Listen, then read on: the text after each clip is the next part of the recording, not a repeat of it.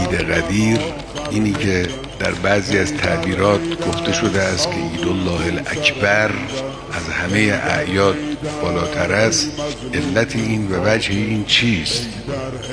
در قرآن کریم آیاتی هست که به غیر از مسئله قدیر به مسئله دیگری قابل تطبیق نیست. همین آیه معروف الیوم یئس الذین کفروا من دینکم فلا تخشوهم واخشون الیوم اکملت لکم دینکم و اتممت علیکم نعمتی و رضیت لکم الاسلام دینا. این آیه قابل تطبیق با غیر مسئله ای در وزن و اهمیت و اندازه مسئله قدیر نیست.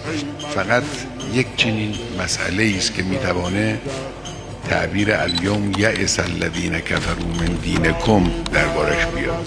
مخالفین، کسانی که قبول ندارن قضیه قدیر را، این آیه را به نحوی تعبیل کردن، لکن این بخش از آیه قابل تعبیل نیست. امروز روزی است که دشمنان کفار از دین شما مایوس شدند. چی مگر بر دین اضافه شد که دشمن را مایوس کرد؟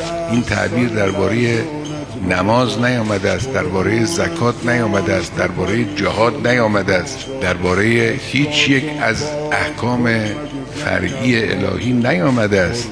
الیوم یئس الذین کفروا من دینکم. پس این یه قضیه دیگری است، غیر از این احکام فرعی است. چیه اون قضیه؟ قضیه رهبری جامعه اسلامی، قضیه نظام حکومت و امامت در جامعه اسلامی.